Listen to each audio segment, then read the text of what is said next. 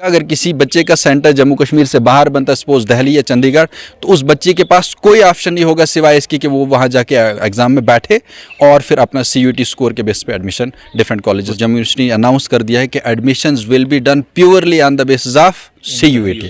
Purely का मतलब है देयर इज़ नो अदर वे।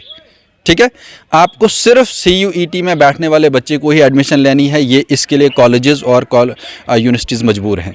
आपका बहुत बहुत शुक्रिया, आपने डिग्री कॉलेज डोडा के अंदर तशरीफ़ रखी। CUET के अवेयरनेस के हवाले से गवर्नमेंट डिग्री कॉलेज के career counselling and guidance cell ने एक इनिशिएटिव लिया और उन्होंने एक वर्कशॉप ऑर्गेनाइज़ की ऑनलाइन रात को। प्रिंसिपल सर की परमिशन और गाइडेंस से ये वर्कशॉप ऑर्गेनाइज़ हो पाई।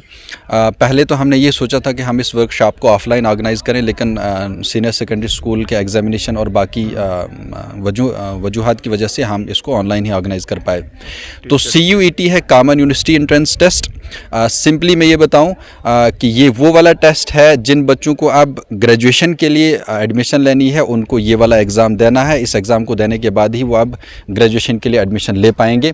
ये इंडिया की तमाम यूनिवर्सिटीज़ या कॉलेजेस के लिए नहीं है, बल्कि वो तमाम सेंट्रल यूनिवर्सिटीज़ और वो यूनिवर्सिटीज़ जिन्होंने CUET के लिए रजिस्टर किया, उन यूनिवर्सिटीज़ और उन यूनिवर्सिटीज़ के एफिलेटेड कॉलेजेस के अंदर अब एडमिशन CUET में बैठने वाले बच्चे की ही होगी। हमारे यहाँ की बात करूँ तो हमारे यहाँ के जो कॉलेजेस हैं जो जम्मू यूनिवर्सिटी के साथ एफिलेटेड है और जम्मू यूनिवर्सिटी ने भी CUET के लिए रजिस्टर किया है, तो नेशनल एजुकेशन पॉलिसी के तहत अब हमारे कॉलेजेस में भी एडमिशन सिर्फ उन बच्चों की होगी ग्रेजुएशन के लिए जिन्होंने CUET का एग्ज़ाम दिया होगा।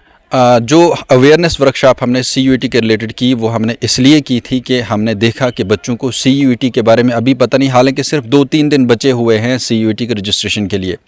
तो फिर हमने ऑनलाइन वर्कशॉप ऑर्गेनाइज़ की। तो हमने डिफरेंट हायर सेकेंडरीज़ के मास्टर्स, लेक्चरर्स, प्रिंसिपल्स को यहाँ से लिंक भेजा, उनको मैसेजेस किए, उनको रिक्वेस्ट की कि आप प्लीज़ ज्वाइन करें। तो रिस्पांस हम बहुत अच्छा भी नहीं कहेंगे, बहुत कम भी नहीं कहेंगे, लेकिन तकरीबन चूँकि हमारे डोडा डिस्ट्रिक्ट के अंदर 50 के आसपास हायर सेकेंडरीज़ हैं और हमारे पास मुझे लगता है रिप्रेजेंटेशन लगभग 30-40 हायर सेकेंडरीज से थी।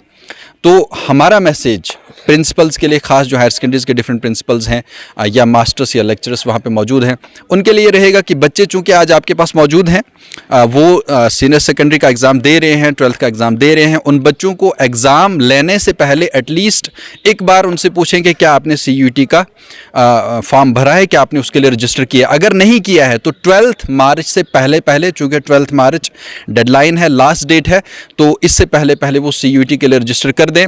और अगर कोई बच्चा इस वक्त सब्जेक्ट कम्बिनेशन या कोई और इशू में फंसा हुआ कि अगर मैं इसको क्लियर करूं उसके बाद रजिस्टर करूं, मेरी सजेशन ये रहेगी वो रजिस्टर कर दे।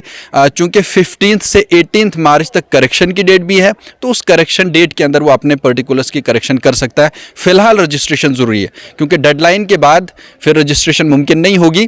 तो यूनिवर्सिटीज़ ने या NTA नेशनल टेस्टिंग एजेंसी ने डिफरेंट यूनिवर्सिटीज़ के थ्रू पूरा एक शेड्यूल जो डेट्स का है वो बता दिया है कि जैसे फॉर एग्जांपल 30 अप्रैल को डिफरेंट एग्ज़ाम सेंटर्स अलाट हो जाएंगे, उसके बाद फिर रोल नंबर्स आ जाएंगे तो डिफरेंट सेंटर्स अलाट हो जाएंगे। तो इस तरह का सारा शेड्यूल पहले से तय है। तो ऐसा लगता है कि 12 मार्च को ही शायद ये डेट ख़त्म हो जाए। फ़िलहाल तो अभी तक तो यही है। तो 12 मार्च तक बच्चों को रजिस्टर करना ज़रूरी है, उसके बाद ही फिर वो CUET का एग्ज़ाम देंगे और एग्ज़ाम के बाद ही वो फिर ग्रेजुएशन के लिए एडमिशन ले पाएंगे।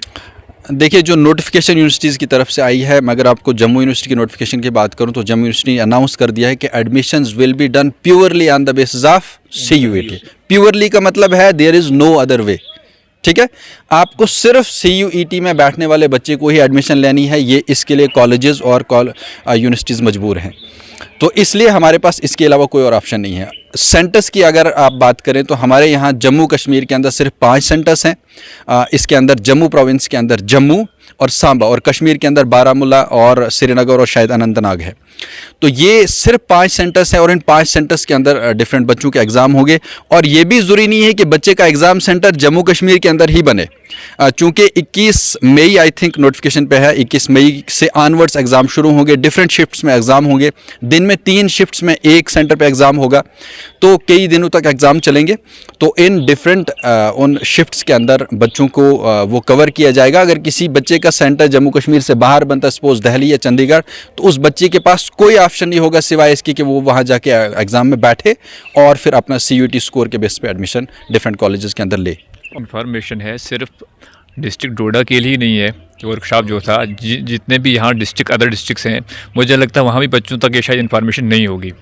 तो हम यही चाहते हैं इस मीडियम के ज़रिए कि ये इन्फॉर्मेशन वहाँ तक उन तक भी पहुँचे और वो प्रिंसिपल साहिबान, टीचर साहिबान भी अपने बच्चों को इन्फॉर्म करें। और हमने चूँकि ये टीचर्स प्रिंसिपल के लिए ही रखा था, इसलिए ये हमने उनका वो मीडियम हमने चूज़ किया, क्योंकि टीचर्स हायर सेकेंडरी लेवल पर टीचर्स और स्टूडेंट्स का आपस में कांटेक्ट होता है, हमारा उनके साथ कोई डायरेक्ट कांटेक्ट, इसलिए हमने सोचा हम उनके साथ ये एक प्रोग्राम करें और वो आगे इन्फॉर्मेशन दूसरों तक पहुँचाएँ। सब्जेक्ट कम्बिनेशन एक ऐसा इंपॉर्टेंट इशू है जिसके बारे में काफ़ी सारे बच्चे कंफ्यूज हैं। मुझे भी काफ़ी सारे बच्चों की कॉल्स आई।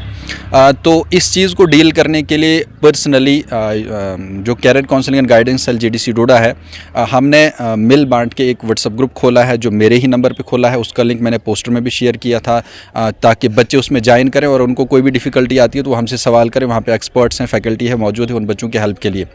सब्जेक्ट कम्बिनेशन का जहाँ तक ताल्लुक है, तो सब्जेक्ट कम्बिनेशन आपको इस तरह से चूज़ करना है कि आपका स्कोप मैक्सिमम सब्जेक्ट्स के लिए या मैक्सिमम कोर्सेज के लिए रहे। तो subject combination university to university vary करता है। तो मैं थोड़ा सा इस हवाले से आपको एक दो एग्जांपल्स देना मुनासिब समझता हूँ। फॉर एग्जांपल, अगर आपने जम्मू यूनिवर्सिटी के कॉलेज के अंदर एडमिशन लेनी है ऑनर्स कोर्स ज़ूलॉजी के लिए, चूँकि मैं ज़ूलॉजी सब्जेक्ट से इसलिए ज़ूलॉजी पहले मेरे मुंह पे आ जाता है। ज़ूलॉजी ऑनर्स के लिए सपोज आपने एडमिशन लेनी है तो इसके लिए क्या क्राइटेरिया होगा? आपको जनरल टेस्ट, इंग्लिश लैंग्वेज और उसके बाद फिर आपको बायोलॉजी 12th में होनी चाहिए और बायोलॉजी भी यहाँ पे आपको ऑप्ट करना है। तो 3 सब्जेक्ट्स आप लेंगे। आप BSc in zoology honours botany के लिए भी एलिजिबल हो जाएंगे और इसके अलावा भी और भी कोर्सेज़ हैं जैसे बायोकेमिस्ट्री, उसके लिए भी एलिजिबल हो जाएंगे। तो इस तरह से आपको मिनिमम 3 सब्जेक्ट्स अगर आप लेते हैं तो आप डिफरेंट कोर्स के लिए एलिजिबल हो जाते हैं। तो अगर आप सपोज़ जैसे जनरल टेस्ट, इंग्लिश, बायोलॉजी और इसके साथ आप मैथमेटिक्स भी ले जाते हैं तो आप नॉन मेडिकल के कोर्सेज़ के लिए एलिजिबल हो जाते हैं, फिजिक्स के लिए एलिजिबल होते हैं। मैं सिर्फ जम्मू यूनिवर्सिटी की बात कर रहा हूँ। और इसके बाद फिर बीसीए के कोर्सेज़ के लिए एलिजिबल हो जाते हैं। तो ये यूनिवर्सिटी टू यूनिवर्सिटी डिपेंड करता है, ठीक है। किसी यूनिवर्सिटी के अंदर एक तरह का क्राइटेरिया, किसी यूनिवर्सिटी के अंदर दूसरी तरह का क्राइटेरिया। तो जिन यूनिवर्सिटीज़ में आप अप्लाई करने जा रहे हैं तो फिलहाल ये ज़रूरी है कि आप जहां फॉर्म अप्लाई कर रहे हैं, यूनिवर्सिटी का ऑप्शन ले रहे हैं, उस यूनिवर्सिटी के नीचे मोर इन्फॉर्मेशन पे क्लिक करके आप एलिजिबिलिटी क्राइटेरिया को ज़रूर स्टडी करें जो यूनिवर्सिटी के रिलेटेड यूनिवर्सिटी में दिया हुआ है।